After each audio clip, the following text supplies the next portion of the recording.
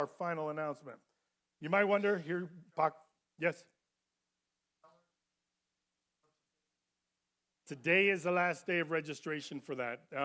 And there is a piece of paper out on the foyer that has the link to do that. Basically, go to our website, CCLOLO.com, go to the events tab, and it'll drop down, and you'll see that icon right there, and you can register there and pay online. So, yes, thank you, Mark. Today is the last day for registration for that. So, if you want to go but need some scholarship or need some help, please visit with Mark Krause today as well, just so we can make the proper head count and planning for that as far as food and everything else. So, thank you. Uganda mission trip. It was amazing. And so Paco and I are going to visit about that today.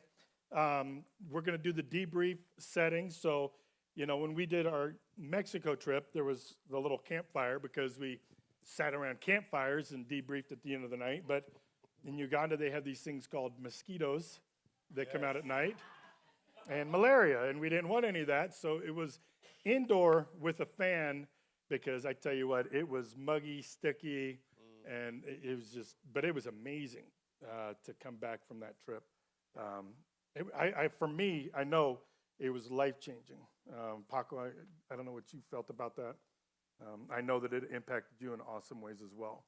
Oh, I mean, just being able to see God move while we were over there and some of the circumstances that we're going to share today with you it's one of those things where you just think, what?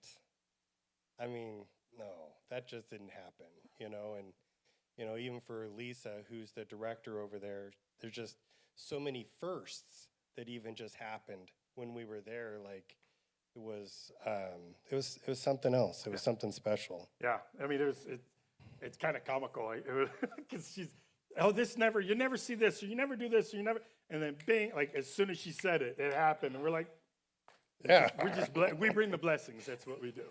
So, but no, so we're gonna show some pictures in different bundles of different aspects of our trip. Do you want to do the?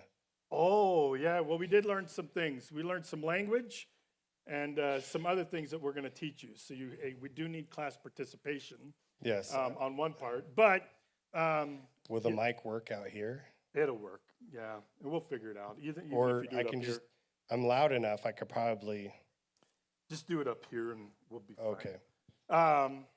So to say God bless you is Mokama Abue Omakisa. Yes. And if you wanted to say bless you individually, it's Mukama Akoe Omakisa. Omakisa, yep. And then you would say Webelinyo is thank you very much. And you would also say to a gentleman Kalisebo, which means okay or got it, sir. And then to the women, I always mess up the Kalinyabo. Kalinyabo. Did I get it? Yes. I would get there and I'm like practicing and I'm like, I'm gonna get it. And then Paco's over there, Kalinyabo. It's like, thank you, Paco. That's why you gotta go with teams. Because, yeah, man. And then the Elvis version is Webele. Webelenyo. Webelenyo. Thank you. Thank you very much. I don't know that translated in Ugandan as much as it would here. But it was just amazing. And then we learned a very life-saving, that they teach the kids. Yes. A song. Which we're going to share with you. But we're going to need your help. Yes. So, you take it away. Okay. This is your deal. Okay, so we're going to split the church here. And so I'm going to come to this side, and we're going to do, basically it's to help teach people about mosquitoes and malaria. This is what they're teaching the kids. Okay, so we're going to start over here, and then I want you to try it. Obviously, I'm holding a mic, but we're going to be doing this. We're going to say mosquito, mosquito, mosquito. So say it with me. Mosquito, mosquito, mosquito. One more time. Mosquito, mosquito, mosquito. Okay, now this side, we're going to do the actual mosquito sound. Bzzz, bzzz. Right? Okay. Bzzz. All right. We got that. So So we're going to start it off, and I'm going to do the whole chant thing, and then there's going to be some. You'll see. There'll be some. Well, yeah. There's movements. Yeah. It's a very dynamic thing. And we're going to do it. We're going to go through it twice. So the first time will be like teaching, and then the second time it'll be like we're going to be pros. You guys got it. All right. We figured it out after the first time. Okay. So you ready? Ready? Okay. Mosquito, mosquito, mosquito. Bzzz. Mosquito, mosquito, mosquito. Bzzz. Catch the mosquito. Catch the mosquito. Then you Kill the squish mosquito. Kill the mosquito. Throw it away. And you have to wash your hands. And you dry your Dry hands. your hands. Hide under the net. Yes. Yeah. Okay. We got it. We're going to do it one more time. Mosquito, mosquito, mosquito. Mosquito, mosquito, mosquito. First you Catch the mosquito. Kill the mosquito. Throw it away. Wash your hands. Dry your hands. Hide under the net. There you go. There you go. You are all now safe to travel to Uganda. So, with well, I know we were very serious over there the whole time. But no, we put some slides together in bundles. That's kind of the best way we could think of how to share the experience. And so, if we can go through the first day, which is shoe give, first day slides. That's us arriving. Yep. That's our team. This is the Boozy school Christian entrance. School. They had these things posted throughout, these little signs.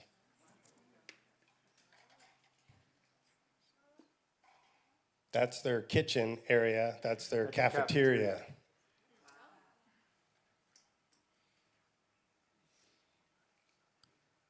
If you look at what the kids are wearing. Those are our shoes. They came from our school. We're at that shoe give, and they're literally walking home with brand new shoes. That's their library. That's their chapel. And then that's the whole group there. I don't know who that is. How'd that get in there? That's our meeting room.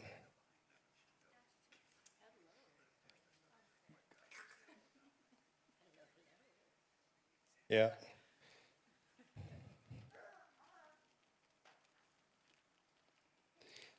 A lot of the kids during this, we had a hard time, at least I did, getting them to really smile. They're just staring at me. They're like, and I'm like, just trying to, and they talk really, really soft. So like, oh, what's your name? And huh? What was that? And they're like, what's your name? And huh? And then luckily we had someone next to us who's even further away, one of the artisans, and they're like, oh yeah, her name's Rebecca. I'm like, okay, how did you hear that? So in Uganda, they pronounce the last name first. So you may get a whole bunch of different names, but it's the last name is actually what we'd say your first name. So you blah blah blah blah blah blah Nicole or Zion, and so you listen for that last part. And there were times where I'm like, I don't know. So at this.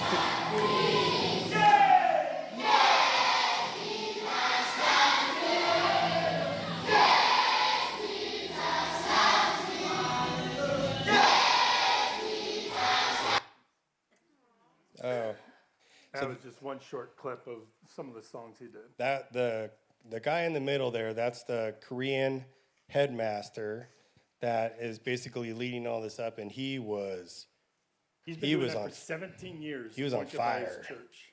He was on fire. He was the takeaway for several people, several of the artisans, when we got together at the end, this guy was just so jazzed about Jesus and then getting with these kids and teaching them. And I mean, he had so much energy. Like, He had so much, the joy of the Lord. Everything was, we're thankful to God for provision.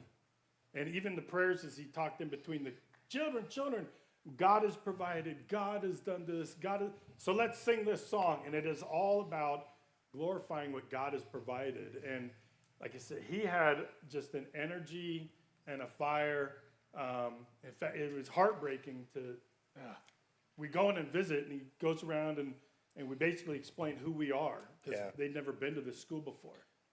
And he heard that, we were pastor from America, and we're coming to do this, and he apologized for, not like apologize, but he's like, I'm sorry, we don't have microphones, we don't have a projector, we don't have slides and sound, and it's like, but if you had any of that, you would have lost all of that.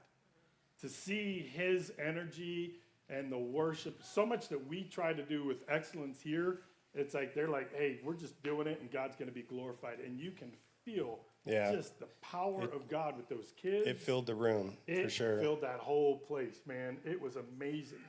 And so just really realigned even how at least for me, how we do church. We do a lot of stuff here.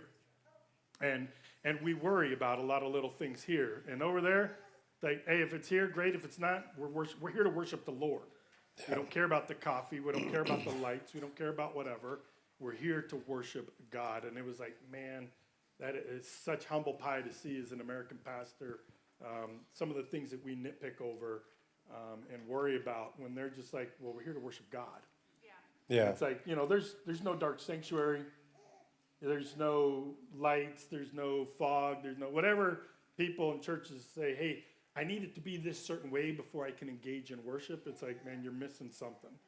Because these guys, it was all about the love of God. And it was amazing. It was inspiring to just see that humble pastor. I mean, what a way to start, too. So, like, that was our intro. We got there, and then we got there late. It was like, 10 or 11? Yeah, something like that. When we got in and got back to the compound there in, what's the city? Kampala. So we got there, and then we were up bright and early the next morning, and then we're heading out to go to this place, and so, I mean, every day was planned out. We had this itinerary that we were constantly moving. We were constantly doing stuff. We slept when we could. Yeah. So, but for us to start at this place, we're like, wow. Yeah, that set the tone for the whole week. Yeah, that was incredible. And we ran out of shoes on that particular give. We did 137 shoes on that give. Yeah. So, yeah. So let's go ahead and do that. Yeah. That right there, that's scaffolding for construction. It was rickety as it looks. OSHA does not exist in Uganda. That was the police and the traffic cops is what those guys are. I don't know what they were doing most of the time, but that's a regular wasn't the road. traffic. That is a regular road. That goes up to the house we were staying at. You can see the ruts. That's called Rolex. That's street food. Street food. They call it rolled. It's rolled eggs. It's kind of like that's a milkshake. How'd that get in there? That was a yummy mango shake. This is a traditional plate. So there's the peas. You got regular potatoes there. You have a braised beef. In the middle, there is matoke, which is their banana, basically, plantain that they've made into almost like a mashed potato, and they put a gravy over it. And we have rice, and then that's a pumpkin, steamed pumpkin, some veggies, and then the chicken, which was pretty good. The chicken was awesome. And we got to see this a lot of the police vehicles. A lot of people, a lot of markets, open air markets all over the place. There was actual grocery stores, but it seems like most of the people that live there are just in these marketplaces all over the place. Yeah. That's So this Rolex. this is them making the Rolex. That's the backside of the guy that's working on the Rolex. But that backside, so we're coming back from the Bougie Worship Center, which is where their little build shop is, which is across from it. So we're coming back from that, and we had just got done with the shoe give, and we stop at this place. We would have missed it. Yeah, they've got all of these bamboo poles or whatever that are kind of a sunshade. So it's like this little shack off to the side. You can't even see if anyone's in there. And we end up stopping, and we're like, "Oh, we're gonna get some food," and we're like, "Oh, Where? okay." In there. We're like, "Is it safe?" Okay, yeah. So It was. We threw caution to the wind and did it. Yeah. That's some of the stuff in the grocery stores. That was, an actual grocery store. That's what their grocery store looks. What this picture is missing is the fact that there's you can almost see the blue person under the entrance. We got, security. We got wanded before we even got to go in. And there's a guy patrolling with an AK-47. Parking attendants, yeah. So stuff I'm going to bring back to Rosar's here. And Hey, there's yours. yeah. Those are called samosas. Those are meat pies. And there's a veggie one, a chicken one, and a beef one. Those were really good. And that's kind of what their hot case would look like in the deli. This is traffic. This is light traffic. Yeah, very light traffic. See this person cutting down the middle? We're like, what are you doing? There's no rules. It's like, I got somewhere to go. I'm going to make my own lane. Yeah, this was like the best version of traffic you could actually see there, because it got really, really bad. It's all those little motorcycles, they call them bodas. And so they boda, it's from border to border is what it, but man, those things were taxis, those were pickup trucks.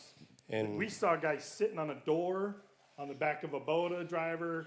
We had some dude with a goat that he was carrying. There was 5 people on another one. yeah, Rebarb, like 40 feet behind it. And they were just grinding the yeah, ground. and they're weaving in and out of traffic. Yeah. They're just, There were times where we were doing, through town, we were doing about, 20 maybe. well, there was about 40 kilometers an hour, so 25, 30 Yeah, but miles an hour. there's all these potholes, so we're not going 40. I Yeah. mean, you go 40 and hit one of these holes. You're done. I mean, Left on your our, axle. yeah, on our way when we were headed, it was when we were going to the Nile. We went on this place, and on the road there, we were trying to avoid. We didn't know why people were swerving into our lane as we were coming, and we're booking it. It's one of the good stretches of road, at least on our side. And then there was this car that almost hit us, but then had to curve back into their lane. Well, that person hit a pitfall like I'd never seen before. The whole car went down in him. Yeah. We're like, it was so bad that we were like, okay, where are we at? Yeah. Because we're going to come back this way. So we saw this We took colorful landmarks. school. There's the colorful landmarks. We're like, we're not hitting that thing. Yeah, yeah, and it was one of those things, first come, first serve. So it's like you're going down the road, and they had these big, just speed bumps made out of dirt. Oh, packed yeah, the clay. speed bump. But if this side got worn down and this side was huge, our guy just went around, and it's like if there's traffic coming, whoever gets there first gets the pass, and it's just like, Yeah. are you kidding me? And then you got the bodas, zing, zing, zing in between. I was like, woo! I had to close That'd be my fun, eyes but yeah, most of the time. It was awesome though. I But mean, the speed bumps, there's some that were so big. I mean, we're talking, it's a big speed bump. So you don't hit those going 40. So you're slowing down to almost a they stop, almost and stopped then just to go over. go over it. And then we had like little ones, real little ones that are probably similar to maybe a little bit smaller than what you would normally see in like our parking lots or whatever. And then but there'd be like, oh no, not just one. There'd be like 4. Yeah. Ba, ba, ba, ba, ba, ba, ba, ba. And then 3, and then 2. I And think then a it big was one. yeah, and then a in the big end. one. It's like, so I mean, going 40 in town is like not happening because they make sure you're going to go slow. Probably because you don't hit someone because Right. they're all over the place. Well, and then you'd be pulling in and you'd get slowed down by, and then all of a sudden 6 or 8 bodas would come around you. Oh, yeah. You're like, how are you guys gonna get through? And it was amazing, man. They just beat their horns at each other and went on. You know, they had their own. In fact, our driver told us that they have, depending on the age of the driver, they have hand signals and visuals and things like that. So as you're driving and you're making one of these, you're getting in someone's lane, they will sit there and either flash like, hey, you're too close, or they'll do a quick click, click, which is, hey, what's going on back there? And so some of their hand signals out a window will tell them, hey, there's police, or hey, there's an accident. Yeah. But not every driver knows that. So We figured out what this one was. Get out of the way. yeah, I'm coming in. coming through. I'm coming in. I'm the bigger rig. And then we had the bingo, the My 360 bingo cards. We're going to read a couple of these. These are things that we physically saw when we were over there, and some of these sounded pretty fantastic. We're like, what? I don't think so. But we saw them all, and then some. So let's see, a couple of mine. A mom carrying the baby on her back. So it's very common for them to piggyback their child, and then I can't do it with my arms. I got T-Rex arms. But they're like, they put their arm back here underneath the legs, and they're just kind of walking around with them, you know. So we saw that. A goat dragging a rope. We didn't see this till the end. Very end.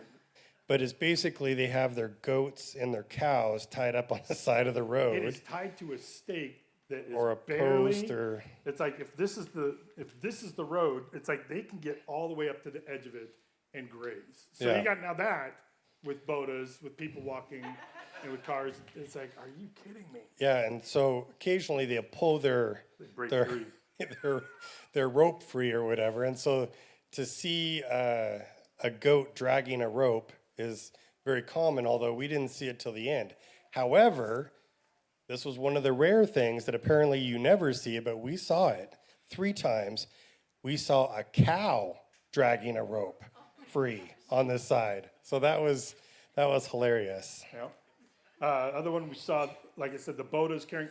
We saw a boda carrying a boda Yeah. with somebody sitting there holding the motorcycle. Holding another motorcycle. And there's the driver in front of him. So it's like, how in the world do you guys bounce? Fish on a grill. You know, we all think of barbecue. See fish on the grill. No, they have tilapia that's just Big tilapia. selling on the side of the road, and you tie it to the grill of your car as you go to your next destination. Yeah. So Yeah, all the vehicles pretty much have these, like, what we Massive. call deer guard or Yeah. whatever that we would be used to. All of them have it for just driving over there because you're going to get into an accident at some Hey, point. there you go. That was attached to our rig. We stopped for our driver and got his family a tilapia. And he was so thankful. He's like, oh my gosh, that's a big one. Thank you. We actually saw one of the rare things in the first is the president of Uganda drove by. And we were coming back from one of our safaris, and all of a sudden all these armed guards in the road telling everybody, get off, get off, get off, you know, and got their guns. And one dude's whistling, yelling at everybody else. And we stopped there, and the guys, our driver's like, man, we could be here for a while. And it's like, we got to get home because then we got to get ready, and then I got to go speak at a church. And I'm like, oh my goodness. So we didn't know how long. They're like, we could be here 20 minutes or an hour. It's like, oh, Lord. But they came right on down. And I mean, from me to Richard, there is the president of Uganda waving, I know, bud. You're doing a good job. Keep it up. You know, it's like, and she's like, I've never seen this before. She's been there 3 years. Yeah. And so we added that to the BOTA list. We said, hey, we're going to modify your list for bingo. Yeah. The Boda carrying matoki, so those plantain bananas, but they're loaded up so heavy on either side. There's how do you balance that? Yeah. One, but I mean, it's got so much on. We saw chickens too. That was like the popular way to transport livestock. Chickens and hanging goats. upside down? They hang them upside down. And then they're like they're alive, and they're just a ton of them like hanging upside down. They didn't have a heart attack. I don't know. You So, know? yeah. They're like, oh, those must be dead. I said, no, I don't think they are. They're like, well, how come they're not moving? I said, they're in fear for their lives. They're like, would you transport that in America? I'm like, sure, why not? Paco's like, no. There's some human rights, media person yelling at you. Can't do that. It's like, if you're on a farm, go for it. But no, not in the open road. Yeah, So, yeah, we didn't see them transport cattle that way, no. but sheep sheep and goats, we saw them tie them, and they just hold them, just tie their legs. Yeah. And they're just transporting that way. Yeah. So that was a day in the life. And so from there, we had some amazing kingdom connections. We'll show those. That was me preaching on Sunday morning. Waukesa Worship Center.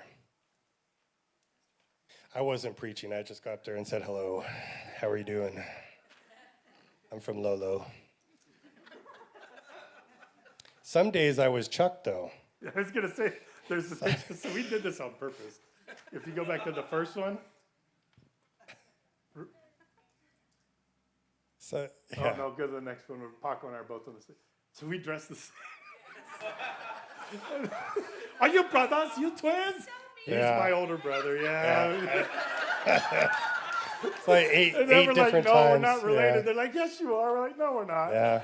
So, anyhow.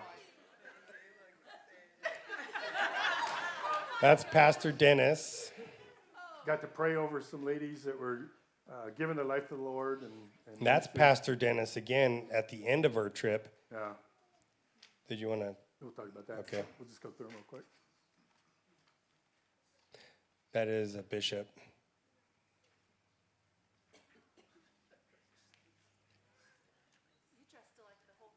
Oh, yeah, we did. Yeah. Oh, yeah, we did. Even our did. shoe gives.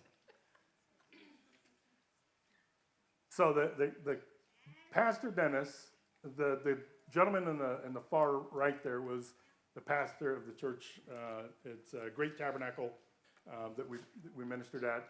Pastor Dennis was a pastor who was part of their church, but he had been praying about whether or not to go launch another church. And God is so amazing. They had a speaker come in the week before, and he preached on the Great Commission. And then I came in the next week and preached on the Great Commission. And so that was an affirmation for him to say, I'm going to go ahead and launch. Oh, wow. And so that we're praying over him. They asked us to pray over him, to commission him to go and do that. This guy right here, amazing story. This was in Uganda. So up by the Nile, this is a total Abraham story. I mean, he's telling us about how he came to plant this church, and he's like, God told me to go and plant the church, and he was going to show him where. And so he travels and travels and travels, and he goes, okay, you're here by himself in a totally different region, so totally different language. And he bumps into this young lady in the yellow shirt, Nancy, Namara. or Jane Namara. But she goes by Namara. She goes by Namara. She leads a women's ministry that we'll speak about as well, similar to a Teen Challenge in the regards of just empowering women. But this guy met up with her, so she spoke the dialect, and I think she was from his region. But just randomly shows up, bumps into her. It's like, what are you doing here? Oh, I'm going to plant the church. She brought in all the people who speak the language. In 6 years, their church, that is their church. And that's only half part of it, half of it. 6,000 people in on 6 a years. Sunday. On a Sunday. 4 services. 4 service, standing room only, worshiping the Lord. You see the wall in the background. There's a wall to the left and the right, all owned by Muslims. Yep. He showed up and planted the church in that spot, and the guy on the back wall said, upon my life, this church will not survive. 2 weeks later, that guy died. Yes. And it's like, don't deal with God. Don't make bets with God, because you will lose. And so they have just been blessed, and it's amazing to think, and that's where I said we do church here. We give our best. We want our best. We want to make people feel welcome and warm. But it's like, you look at that, and you've got 2,000 people per service, standing room only. Like, they are there to worship God. And it's Yeah. like, I know we're all here to worship the Lord, but it's like, man, every Sunday they're doing 2,000 people. No, And it's per service. per service, 4 services. 4 services. Yeah. And it's just like, and so that guy, So not quite 2,000 if Yeah. I'm doing the math, you split 6,000 between 4 services. basically. But yeah. But that Thank guy, you. he heard about what we were doing. He reached in a box and he just took a wad of money and said, I want to sow into this ministry of My 360. He said, if this pays for gas, so be it. Like, he didn't sit there and count. I happened to be standing behind the desk, so I saw it. And he grabbed a wad, and then he grabbed another one and grabbed, I mean, it's like, they were all bundled, so it'd all been counted as tithes and offerings before, but he just like, I just want to sow into the ministry of My 360. Yeah, And it it's just was- like, it was so open-handed, and it was just a blessing to see. And they're all like, oh, thank you for coming. It's such an honor. I was like, man, you guys, you're blessing us far more than we could bless you. And so, Yeah. just an amazing thing. The young gal, You want to go back to the one where we're in the blessed praying over oh yeah, so if you go back to the one we're around in a circle, praying praying? over Yeah. Dennis. So get this. You want to talk about kingdom connections. So the gal in the corner is, it's Pastor In the white shirt. Lillian, Yes. who's the sister of the gentleman in the far right corner here, Pastor That's Pastor Philip. Lillian. Pastor Lillian, Pastor Philip. The guy next to Pastor Lillian is a bishop from Malawi, and he was there for a conference. The other pale-skinned person praying is, guess where that gentleman's from? You're never going to guess, so we'll just tell you. Spokane. Spokane, Washington. He's over there on a conference with Yes. that bishop, trying to find housing for that bishop. They're renting him a place, but they want to build him his own place. And something we've looked at with the elders is partnering with the group IDI here locally, that is a nonprofit, that for $2,500 can build a 2-bedroom house in Malawi, or yeah. regions like that. And I'm like, are you kidding me? It's like, I know a group that does this. That guy's like, are you kidding me? It's like, only God could bring 3 white people from Spokane, Washington, Yes. and put them in a room in Yeah. Uganda over dinner. As Yeah, we didn't even know we were going to be having dinner after this we were service. walking back to the truck, and they're Yeah. like, No, no, we're coming in here. And then like we didn't know Pastor Lillian was coming and that she was bringing these 2 guys. And then when that other pastor said he was from Spokane, we're like, what? And he just got in like the night before. Yeah. And had been doing conference stuff all day, and they just happened to stop in to have dinner with the family. And then we were all around and we're praying over the Dennis. commission for Dennis to go. So, I mean, just talk about God moving and you're just there and you get, the little tingles and stuff and you're thinking, wow, that guy, I don't think I could have planned that. I don't think I could have even thought about that. I mean, and the fact that, God knew that this was all going to happen, for us going there, and that's something pretty amazing. I will say this, and this is a selfless plug for missions. But Maddox even said something this morning as we were talking about it on the way to church here. He goes, you got to meet some pretty amazing people on your trip. If we had not gone on mission, none of this. Look at all the Kingdom Connect that we had in just a few short days that is going to have amazing kingdom impacts. And that's going to be part of the 2025 vision for this church too, is to get beyond the 4 walls, which we do, and then get beyond our borders nationally, which is something I would encourage us as a church to get out. It will change your life. Get out there. Yeah. Now, the next bundle, the second shoe give. So this is when we're in Uganda. So we had just left the Nile, and we'd gone over here to this shoe give. And this is also part of the women's program as well. So it's an open air school. We're out under some trees, thankfully. Did we mention it was warm? Okay. And we, I don't know what the humidity was. It was enough. I mean, is there a thing called glistening? Because we were glistening all the time. it's like your shirt just sticks, but you got comfortable being uncomfortable, which was amazing. So we gave out 58 shoes here, 206 total shoe gives. But this school that we showed up to, their need, like we just picked most of these kids, no shoes. Because we didn't have as many shoes as we thought. We pulled into the school, over 600 kids at this school. And, Lisa's like, the director, she's like, we only have, this much. And so we just need to really be careful. So they're planning on going back to that school because of how many kids there. And that particular school actually had places that they had kids shelter there, and they had like almost like an orphanage kind of thing going on there. Yeah. This picture is the women's ministry. Of Hands of Hope. The Hands of Hope. And those ladies, they go through 6 months of training. They can either do tailoring, hair, or some other crafts, cooking. And it's empowering women to be able to provide for themselves. And They have one computer. That was it. yeah, a couple sewing machines. I think they had about 10 sewing machines. And then there's their They do hairdressing. learn how to hairdress.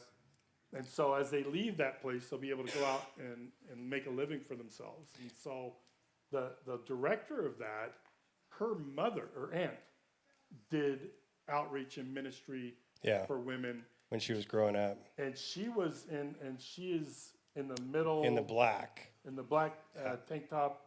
The Mara. The gal in the purple and the pink there. And the gal right next to her on the right, that is Olivia, who oversees the box project from My 360. Kampala, yeah. So what they're doing now is they will send a box of templates for these ladies to stitch together. And there's 50 shoes in each box. And so they will get paid when they are done with the box. And it should take about a month of sewing if they time it all right. The gal Olivia in the purple My 360 shirt. With the camo. She did a box herself. And she said that when she got paid for that, that was the most money she'd ever held in her hands in her entire life. The equivalent of about $84. So this is changing. We're talking about this more. This is changing lives, literally, and then, just sponsoring a pair of shoes. Yeah, the guy next to Olivia, the only guy up there, that's Okello.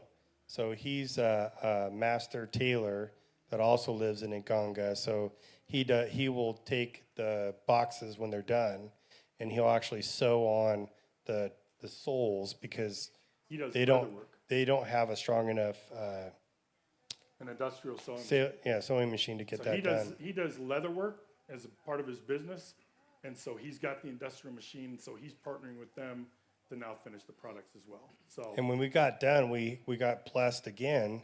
We went back to this school or back to this organization, their little campus thing that they had, and they made us a lunch. So we had some more matoke and some veggies and some other things. It was like they're so welcoming.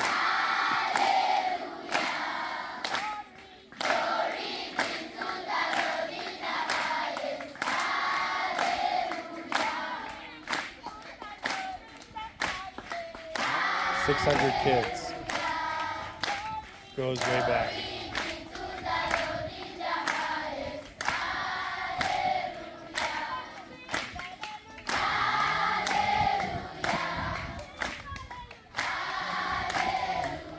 Ugandans like to dance.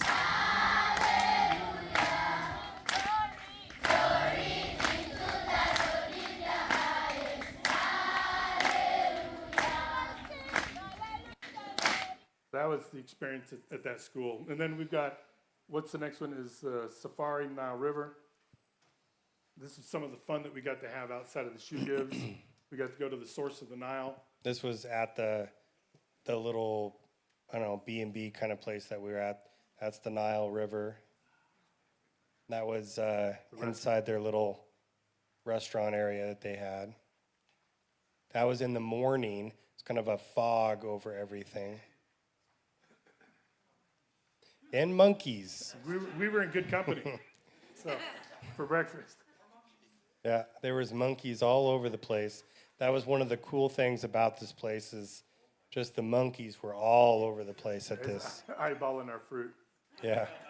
So that's the Nile River. There was a massive staircase to get down to that, and we braved it. Let me just say this staircase. So Chuck's like, hey, we should go down to the water. And I'm like, I don't want to go down to the water. You get pulled in by something. And he's like, no, we got to go down to the water. I'm like, Chuck, I don't want to go down to the water. And I'm like, looking at how steep it is. It's steep. Like the stairs. He goes, there's stairs. I'm like, It was pretty steep. yeah, we gotta come back up, you know. I mean, it's gonna be okay going down. He's like, oh no, we can do it. And it's like, I got bullied into it, so I did it. The stairs not only slope down and away from you as you step on them, but it's also angled. Yeah. So going down, you kind of like, you're having to lean back and And they're like different sizes. Yeah. So like some of the steps are nice and easy, and then others you're like, you're going past 90 to get up on. and I'm like, It's like a CrossFit. I don't know if you know this, but he's taller than me. So he's like, oh yeah. I'm like struggling to get up those stairs. And we saw some amazing things. That was a water buck. Yeah. That's us at the equator. That's also us at the equator. Who's the little baby? That's the sun coming up. Yeah. We got so close to these giraffe. I mean, it's from me to Marc and Helena. I mean, we were, yeah. That's our guide. That was where we stayed before we went into the park. Lake Maburo is the national park. That's our driver with us. It's one of the smallest parks there. So the only reason we were able to get out and walk around was there's no lion and there's no elephant.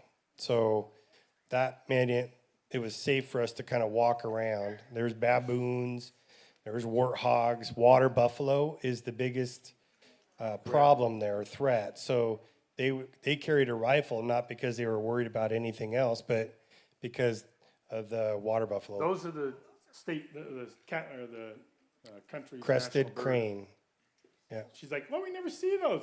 We saw two of them, and then, oh, look, there's another pair. It's like, this never happens. Well, it does with us. That's a watering hole that we ended up our walk on. It has hippos in it, warthogs in it, yeah, zebras. That we're just kind of tooling around. We're at the water hole, and we're on one side, and this warthog comes in, Well, I walked away from everybody. and he's going right for Chuck. I'm like, Chuck, there's a warthog. And he like turns around, and warthog like, saw Chuck finally, and then veered around him because he just wanted to get a drink. But yeah, and then a lot of animals were coming in when we were in this area: zebra, water buck, There's a couple hippos. antelope. Yeah, those are hippos in the middle. 2. That's my action photo. So, I mean, that was just kind of the fun part, just going around seeing the country. And spontaneous shoe gives. This We did is us that while we're leaving. at the safari. Well, actually coming and going to the safari. Yeah, we were driving. Wilson is the guy in the black shirt. He was our driver. And he'd be like, oh, Miss Lisa, no shoes. And it's like, yeah, we got sizes. So we gave a couple extra shoes to kids. And it's like, here we're sitting there washing these kids' feet, and a truck would drive by and screech. And they look at us like, because they were wondering if we hit the kid or whatever. What are these two white people doing to this kid? And they see him stand up with their shoes and like, hey, good job, thank you. And it was super cool. So this is their team. The only one that's missing is Olivia, which you had saw from the Uganda picture. But next to me, that's Regina. And then Justine next to her. And then Blessing. And Blessing, whoa, he wants to be a pastor, and he's amazing. He was awesome. And then obviously that's the director, Lisa. And then down from her, that's Moses. He's like the foreman of the group. Really nice guy. And then that's Krim in the white shirt. And then Agnes right next to her. So Agnes was, out of all of them, was a little sketchy on the English part, but she told us in English at this thing that the next time we come, she was going to talk to us more in English. Yeah. So And those were the sign, they had handmade signs for us, for My 360. This was handmade like a couple days prior, Yeah. by one of the gentlemen that they No, work with. no machines. No machine, all handmade. Yeah. The amazing thing about this group, and this group just wrecked me. Krim is the gal in the white t-shirt on the bottom. Her brother was going to university, studied For a whole year. was preparing to take finals, and said, you know what? I want Krim to go ahead and move forward with her degree because it would be, hers is in procurement and all these other things. So he stepped aside, which is a huge deal because the family helps pay and the community helps pay for an individual to go to college. I mean, he was ready to take the test to get his degree and everything. He put all that work in right at the end, and then he backs away so that Krim could finish and get hers. And I don't know. It was selfless. I mean, Justine, the gal in the back with the lighter shirt, she was raised by her aunt, and this woman took care of her, and all of them, man, their first training week, they're like, man, we got 100,000 shillings at the end of a week's training, and man, they're like, this is real money. It's $27. I mean, you talk about the impact of a life of shoes. When we ask about becoming a shoe hero, it's like you're paying for these people, and it's changing their lives. And so every pair that you sponsor, like once a month, like sponsoring a pair of shoes for $35 keeps these people employed, and they're all saying this is the most money I've ever had in my entire life. Yeah, and they're able to get an apartment. They're able to actually, take care of their own families. One of the common things with all of this was that they were all talking about, because they're able to make this money, they're able to do more for their family, do more, give back, and live on just a little bit, but give most of it away to everything. So Justine she's like, because there's a penny covenant, and Agnes is holding the penny, and you can't see it very well, but we're going to talk about that penny covenant in a minute. But we were talking about the penny covenant, and she's like, my aunt, the woman that raised her, is now going blind. And she's like, and I was just like, oh my gosh, why God, why would you let her go blind? And he's like, because she was your one, and now you get to be her one. You get to take care of her and her blindness and her medical bills, and now she's in a place because of the My 360 project where she can now help pay for the medical care for the woman that took care of her, plus all of her siblings and extended family. And it's just like, they feel they are in fact, she said, when I got my first paycheck for the month, I thought I was a millionaire. And it's like, gosh, it's like they're making what we would say is trivial money. But to them, it is life-changing. So, my heart, as before we talk about the penny covenant, is I encourage you guys, pray about going on missions. And pray about supporting these groups, because we're changing the lives of generations through a simple gift and a simple offering of buying a pair of shoes and sponsoring shoes. So yeah, it's not just the kids. It's the artisans, even the box project.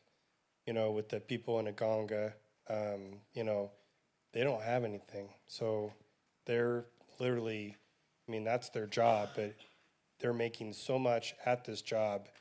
And what we would compare that to is not really having a whole lot of anything. But even Justine was saying, before she found My 360, she'd work sometimes for a week or two without pay. And the people would say, oh, come back tomorrow, when she'd be looking for payment, doing a lot of work like washing dishes, washing houses, washing clothes, doing all this stuff. And then at the end of it, you're still not getting paid, so for her to actually get into a job that is paying is huge. And these people, besides Krim, are the original crew that actually got started, for the Uganda My 360 team. Moses on the bottom there, you pay to send your kids to school. And if you don't pay, your kids don't go to school that day. And we saw that on a couple different things. He said because of My 360, he's able to send his kids to school. I mean, it's just, for us, it's like, man, it's a drop in the bucket. For them, it is life-changing. And every single one of them said, I don't know where I'd be or what I'd be doing if it wasn't for My 360. I don't know if I'd be alive. I don't know what compromising positions I'd be in. But to have a company that pays consistently and faithfully has saved lives. And so let's talk about the Penny Covenant, because we've gone quite a bit, and we can share more after as well. But Paco, you want to talk about the Penny Covenant? So it's, Jesus left the 99 to find the one. So the Penny Covenant is all about the one. And it's, here is more common. There, they have to be explained because they don't necessarily see pennies on the ground, but here in the States, we see pennies all the time. We don't always pick them up. I know probably not very many probably pick them up. They're not worth anything, but the whole reason behind the Penny Covenant is finding that one and picking it up and helping or doing something with that one. Seeing value in the one. Yeah. And so what the world would discard is, it's not worth much. It's like if you see a penny, it is worth something. If you compare the metaphor to a soul, it's like Jesus left the 99 to pursue the one. And so as you walk around and go around, as you see a penny, it's like, take a picture and tag it to My 360 on their Facebook page. And it's just, it refreshes their efforts to continue, because it's one of those things where so often we can get caught up in our days that we don't think about the one person that the Spirit of God's saying, go pray for that person, or the homeless person, or whoever, someone in a grocery store that looks like they're having a bad day, but I'm too busy. No, I see the one, and I need to go address the one, because they've got value and they need it. Mm-hmm. And so it's just shifting your mindset from being so focused, like you just try to broaden your perspective, your peripheral view, try to take in as much that you don't look at all the small details. They're trying to say, no, let's focus on the small details, because that's important. So. What was your one? I had a lot of ones. One was the Korean pastor and his heart, his zeal for the Lord, and how he filled that place, much less the kids. But then each and every one of them were ones, just because of their history, their testimony, and just my heart just goes out to each and every one of them. So it's amazing. Mine, the Korean pastor, he was, I think quite a few people had him as something else. So he was just on fire. And so he was definitely someone else. But I actually picked, and I actually liked, so Krim and Blessing. Blessing's the one in the black there, and then Krim's the white shirt.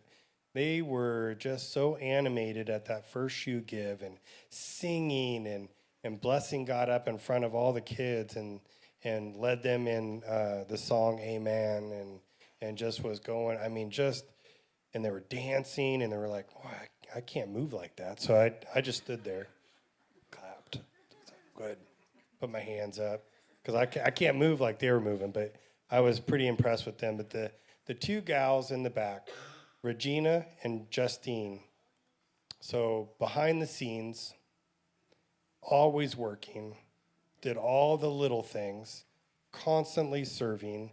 Even when we went to the church services, they're part of the ushers, or even the music team. And then at Krim's graduation that we went to, they were there working also, and just helping with the ushering and pouring drinks and cleaning up afterwards. And I don't know, maybe it's because I work at a grocery store, and I'm constantly, hiring people, and the work ethic's not always there. But when I just was blown away by their act of serving and not complaining, not anything, always a smile, and just helping others. That's why they were there. So that was my one, were those two. So as we close, I appreciate you guys. We went long. I appreciate you guys listening to our journey. I want to encourage you to get out and get your own journey. Don't just sit here and watch from the sideline. And if you can't go, pray about it. But if you can go, I want to encourage you. It'll change your life to go and serve in another place where, I mean, the thought of putting your head underwater and in a shower, you still have to worry about bugs. It's like, we don't think about that. It's like, we take a shower and we're all in. It's like, not there. Don't put your toothbrush under the water, And so it really checks the things that we take for granted and helps us to acknowledge how truly blessed we are. And so I just want to encourage you to pray about what that looks like in the years to come.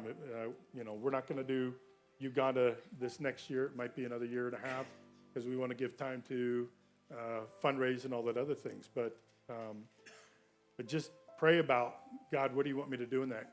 Can you make it a way for me to get on this trip? And then go just full in. Don't even say, I'll go if I can make it. No, just either be in or be out. And then like these people, they live by faith. It's like when you don't think the money's there, it's like you just still trust God. It's his will, his bill, and he'll get you on that trip. And so thank you for allowing us to go. Thank you for your sponsorship that you guys poured in for us to go as well. You guys made a tremendous impact in the lives of many people that you're not going to meet until you get to heaven, unless you go to Uganda. So let's close in prayer and just thank the Lord for his goodness. Father, while Paco and I got to experience tremendous gift of ministry, of seeing your creation in a different view, Father, we realized and we spoke about, even to the other ministers and churches over there, that it's all one mission, one vision, and that is the Great Commission, and that is to see souls saved. And so the means by which we do that is different. Not everybody's going to be called to the same thing. Not everybody's going to be able to do the service the same way, but we're all called to play a part in reaching the lost for the kingdom of God. So, Lord, as we've taken time today, and we've taken a lot of time just sharing about our experience, I just know that your Holy Spirit is working in the hearts and minds of folks in this place. That you're giving them just a stirring up and a fanning of the flame of faith to say, you know what, I want to go on the next trip. You're going to give them eyes to even look around in our local community and say, where can I serve where I haven't been serving? Where can I get involved? How can I help? If it's intercessory prayer, that's equally as important as those that are going and doing the work. If it's helping to finance, it's equally important as those that are doing the intercessory prayer. And so, Father, there's no kingdom job too small. And that was something that we learned as well on this trip. There's no aspect of ministry that is too insignificant and too small. And so, Father, we just have to be in touch with your Holy Spirit to find out what that is. So, Lord, I just pray that as Paco and I have been blessed and been able to share, that we would be able to inspire others and encourage others to take that step of faith and step out and trust you in a way that they haven't before, and just let you be God and let you be glorified in everything that we do. Father, we thank you for this time and this day. Thank you for getting us there safely and bringing us home safely to our families and our church family as well. And so, Lord, we just continue in the rest of the service, give you praise and glory and thanksgiving for all the many blessings you give us. In Jesus' mighty name.